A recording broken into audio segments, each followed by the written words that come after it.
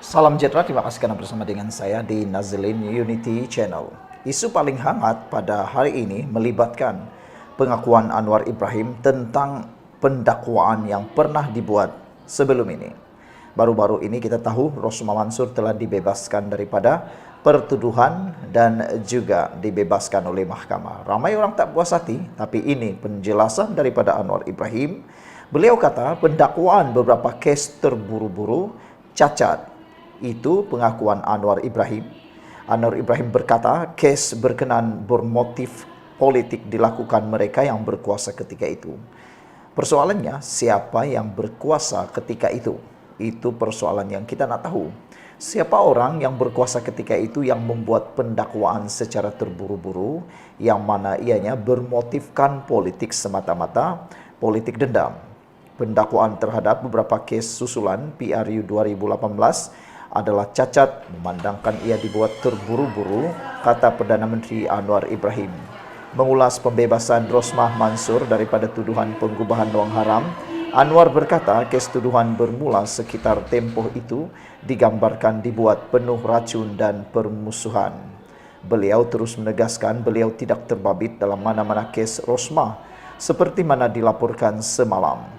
Kes dituduh disertai dendam politik daripada pihak yang berkuasa. Ketika itu, kata Anwar Ibrahim, biarkan proses berjalan sebagai Perdana Menteri, saya mesti berjaga-jaga dengan apa yang saya katakan. Biarkan mahkamah tentukan. Saya ada pandangan sendiri, tetapi saya tidak boleh campur tangan, kata Anwar Ibrahim.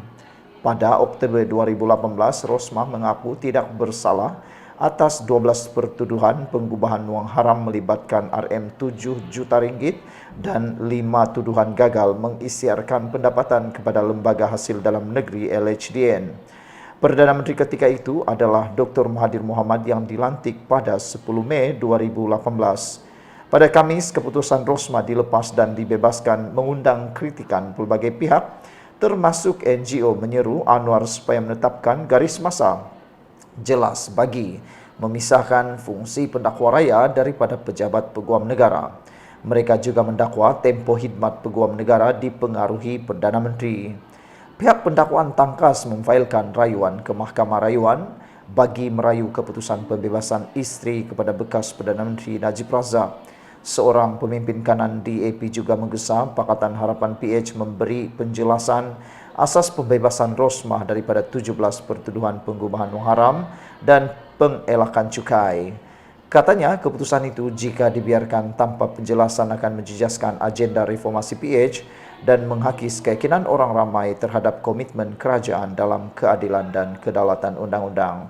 Sebelum kita beralih kepada ulasan yang seterusnya, jangan lupa anda tinggalkan komen anda. Paling panas sekali apabila Anwar akui bahawa beberapa pendakwaan dibuat secara terburu-buru dan cacat.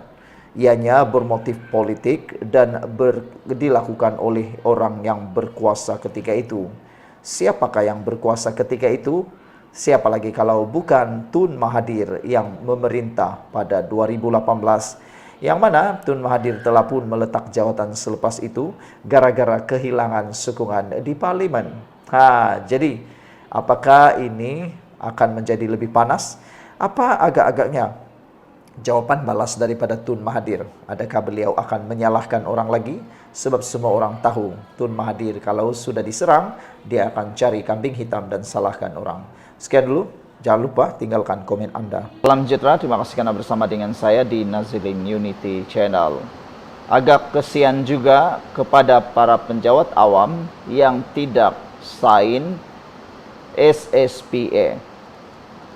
Dikabarkan bahwa terdapat beberapa ribu orang yang tidak sign SSPA, tidak tanda tangan SSPA. Rata-rata mereka ini mungkin sedang menyesal gigit jari beliur melihat orang gembira dapat kenaikan gaji. Dan kebanyakan mereka ini sebenarnya termakan hasutan, termakan pujuk rayu dan termakan penipuan khususnya daripada pembangkang.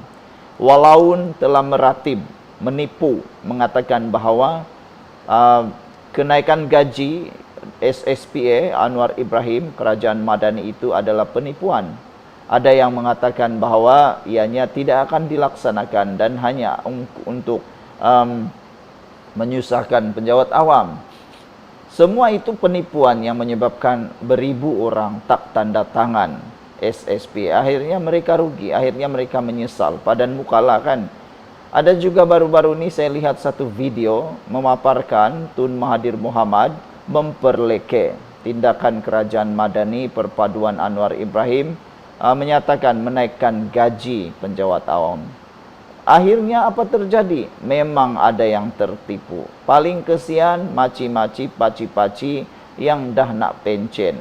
Mereka tak tanda tangan SSP kerana tertipu. Mereka ditipu oleh pujuk rayu pembangkang, pujuk rayu walaun. Walhal yang memujuk rayu itu bukan pun penjawat awam. Aduh, bodoh jugalah kan. Nak kata bodoh pun memang bodoh lah. Tak apalah, orang cakap kasar pun kasar lah. Sebab memang kebanyakan yang membuat konten untuk memperleke kenaikan gaji oleh Anwar Ibrahim itu adalah bukan penjawat awam. Bodoh betul lah kan. Orang mereka tu bukan penjawat awam. Tapi yang percaya pula penjawat awam, itu lagilah bodoh lah. Kenapalah mereka tak sign SSP itu? Sekarang menyesal, menonggeng, tak tahulah nak kata apa lagi kan. Itulah, tak dengar nasihat, salah tempat dengar nasihat. Mereka dengar nasihat orang yang salah. Anda patut mendengar nasihat yang tepat. Jangan didengar nasihat orang yang bukan penjawat awam. Lebih-lebih lagi, para pembangkang walaun yang nak mengharapkan kejatuhan Anwar Ibrahim. Yang rugi siapa? Anda sendiri. Yang untung siapa? Mereka di sana ketawa-ketawa. Tak apalah. Tapi yang sedihnya, saudara-saudara, keputusan telah dinyatakan. Tiada peluang kedua kepada penjawat awam yang tidak menandatangan SSPA, kata KPPA. Aduh, kini bukan kita tidak boleh cakap badan muka lah. Ini kita cakap nasib badan, dah pilihan di tangan, tak juga dibuat. Meranalah Anda seumur hidup.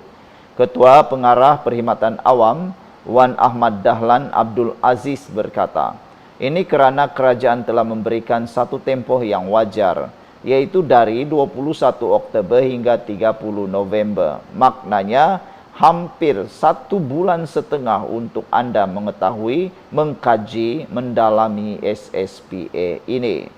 Tiada peluang kedua atau tempoh tambahan akan diberikan kepada penjawat awam yang tidak menandatangani option sistem saraan perkhidmatan awam SSPA. Ketua Pengarah Perkhidmatan Awam, Wan Ahmad Dahlan Abdul Aziz berkata, ini kerana kerajaan telah memberikan satu tempoh yang wajar, iaitu dari 21 Oktober hingga 30 November lepas bagi membuat pilihan. Sama ada memilih SSPA atau kekal dengan sistem saraan Malaysia. Apabila tempoh masa tersebut telah melepasi apa yang ditetapkan, tiada lagi ruang untuk mereka membuat pilihan. Jadi mereka perlu berada dalam sistem sedia ada yang menjadi pilihan mereka. Sebenarnya yang tidak memilih option SPA ini sangat sedikit. Bagi saya ini sesuatu yang kita tidak dapat elakkan kerana dalam pilihan ini ada yang menerima, ada yang tidak. Itu perkara yang lumrah dalam pemilihan, katanya sambil menambah, tiada sebarang tindakan diambil terhadap mereka yang tidak memilih option SSPA. Beliau berkata demikian kepada bernama dan RTM ketika hadir menyaksikan pementasan teater Perkhidmatan Awam Lara Wirang di Dewan Tun Chancellor Multimedia University. Dilaporkan hanya 0.13% atau 1.400 orang daripada 1,5 juta penjawat awam tidak menandatangani option SSPA. Wan Dahlan dalam pada itu turut mencairkan penghargaan kepada penjawat awam kerana menandatangani option SSPA malah menikmati kenaikan gaji pertama mereka semalam selepas pelarasan di bawah skim itu. Ini menunjukkan apa yang dinyatakan Perdana Menteri Anwar Ibrahim sebelum ini telah pun dikotakan. Sekian untuk kali ini, jangan lupa tinggalkan komen Anda.